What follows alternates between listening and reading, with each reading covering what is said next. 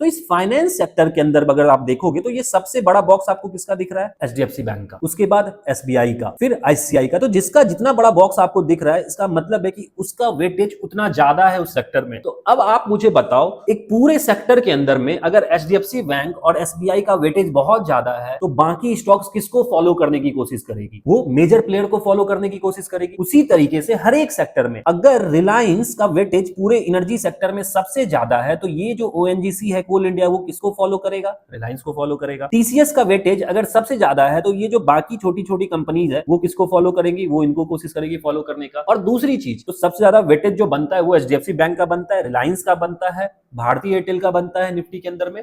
लेकिन इन सेक्टर्स को समझते हुए आपको चलना होगा। तो अब एक बेसिक सा आइडिया लगाओ, तो जब भी स्टॉक सेलेक्ट करना हो इंट्राडे का, तो सबसे पहला काम जो मैं आपको बता रहा हूं, जो मैं फॉलो करता हूं अपने ट्रेडिंग में, पहले हाफ एन आवर तो आप ट्रेडिंग मत करो, हाफ एन आवर मार्केट को सेटल होने दो। उसके निफ्टी का चार्ट खोलो, इंट्राडे चार्ट खोलो, 5 मिनट, 15 मिनट, 30 मिनट, और उसके बाद एक ओवरव्यू लो मार्केट का। जैसे इस केस में अभी देखोगे तो market is sideways, completely sideways, एक रेंज बना लिया है मार्केट और उसी रेंज में ट्रेड करने की कोशिश कर रहा है। तो मतलब कि मार्केट में there is nothing clear as per now. और वो क्लियर क्यों नहीं है? क्योंकि मिक्स्ड रिएक्शन आ रहा है। सब कुछ मिलकर ना तो गिर रहे हैं और ना तो सब कुछ मिलकर ऊपर जा रहे हैं, सो दैट कि निफ्टी भी ऊपर जाने लगे। निफ्टी खुद ब खुद नहीं चलता है। निफ्टी के अंदर में जो ये स्टॉक्स होते हैं 50 कंपनी, वो निफ्टी के मूव को डिसाइड करते हैं। तो इस चीज को लेकर फिर आप अपना ओवरव्यू रखिए दिमाग में। मैं उस सेक्टर से स्टॉक उठाने की कोशिश करूंगा जिस सेक्टर में क्लीन क्लैरिटी हो, मतलब ट्रांजिट ना हो। ट्रांजिट मतलब मैं क्या बोल रहा हूं कि एचडीएफसी बैंक अच्छे से पॉजिटिव है, ऊपर जा रहा है, और लेकिन साथ ही टाइम एसबीआई जो है वो निगेटिव है, आईसीआई बैंक वो निगेटिव है। इस केस में आपको क्या लगता है, बैंक निफ्टी बहुत अच्छे से चलेगा? नहीं चलेगा। क्यों? क्योंकि उसके अंदर के स्टॉक्स जो है ना वो अपोजिट ही चल रहे हैं। कोई पॉजिटिव है तो कोई निगेटिव है। तो आपको ढूंढना होता है ऐसा सेक्टर जो मेन प्लेयर है, प्रॉपरली या तो पॉजिटिव हो या तो निगेटिव हो, बाकी जो स्टॉक्स हैं या तो उसको फॉलो कर रहे हो या फिर फ्लैट हो।